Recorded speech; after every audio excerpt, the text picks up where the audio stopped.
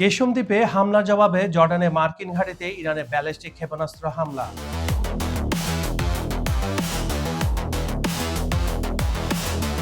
ইরানের হরমুজ প্রণালীর কাছাকাছি কেশম দ্বীপের চাহতাঙ্গু এলাকায় আবাসিক বাড়িতে মার্কিন বোমারু বিমান হামলায় একই পরিবারের বেশ কয়েকজন হতাহতের ঘটনায় কঠোর প্রতিশোধ নিয়েছে ইরানের সামরিক বাহিনী। বৃহস্পতিবার সকালে 30 জুলাই সকালে জর্ডানের আল আজরাক অবস্থিত মার্কিন পরিচালিত মোয়াফাক সালতি বিমান ঘাঁটিতে একাধিক ব্যালিস্টিক ক্ষেপণাস্ত্র হামলা চালিয়েছে ইরানের মহাকাশ বাহিনী।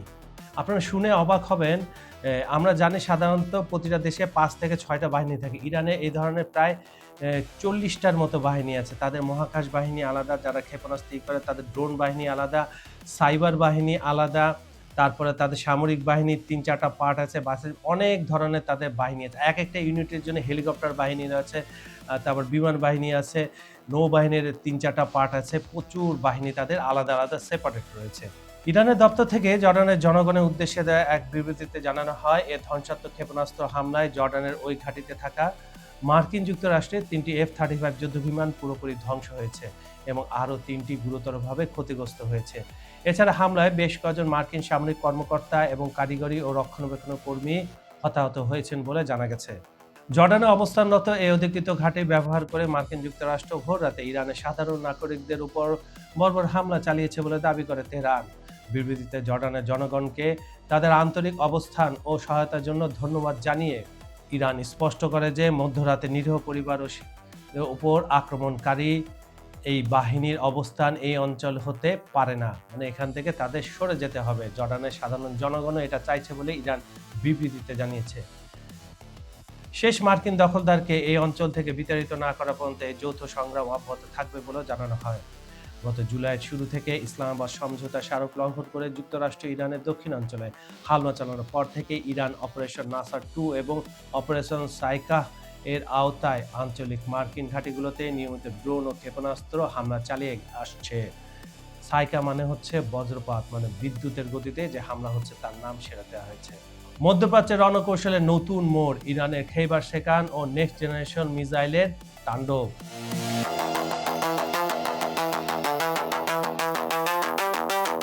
ইরান আমেরিকার সংঘাতের গতিপথ দ্রুত বদলে যাচ্ছে। সামরিক বিশ্লেষকদের ধারণা ছিল তেহরানের শক্তিমত্তা মূলত সস্তা অথচ শক্তিশালী ড্রোনের উপরে সীমাবদ্ধ, কিন্তু সংঘাতের দ্বিতীয় পর্যায়ে এসে নতুন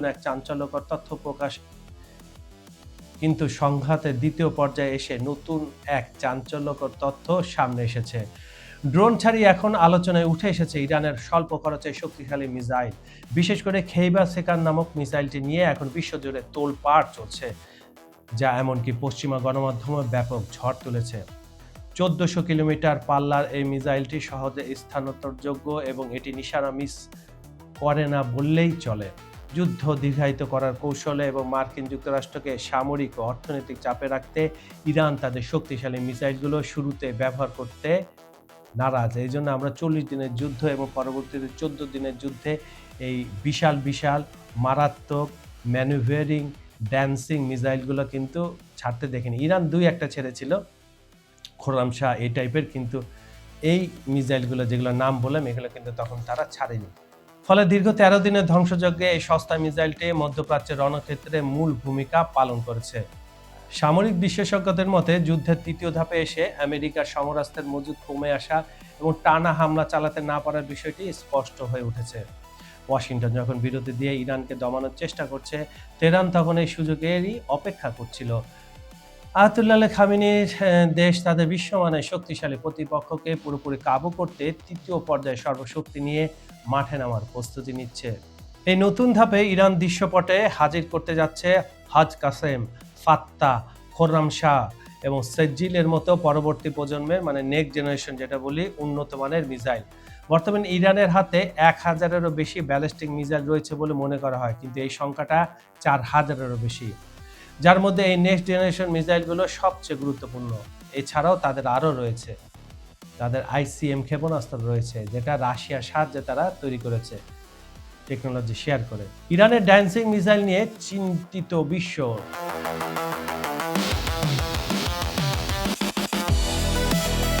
ইরানের কৌশলগত অবস্থানের অন্যতম বড় হাতিয়ার হচ্ছে তাদের ক্ষেপণাস্ত্র। এটি একটি দ্বিস্তর বিশিষ্ট কঠিন জ্বালানি সলিড ফয়েল চালিত মাঝারি পাল্লার ব্যালিস্টিক মিসাইল, যার আক্রমণের সীমা প্রায় ২,০০০ কিলোমিটার। দ্রুত মোতায়েন উপযোগী সলিড ফুয়েল নকশার কারণে পাল্টা হামলার ক্ষেত্রে সেজ্জিল অত্যন্ত কার্যকর।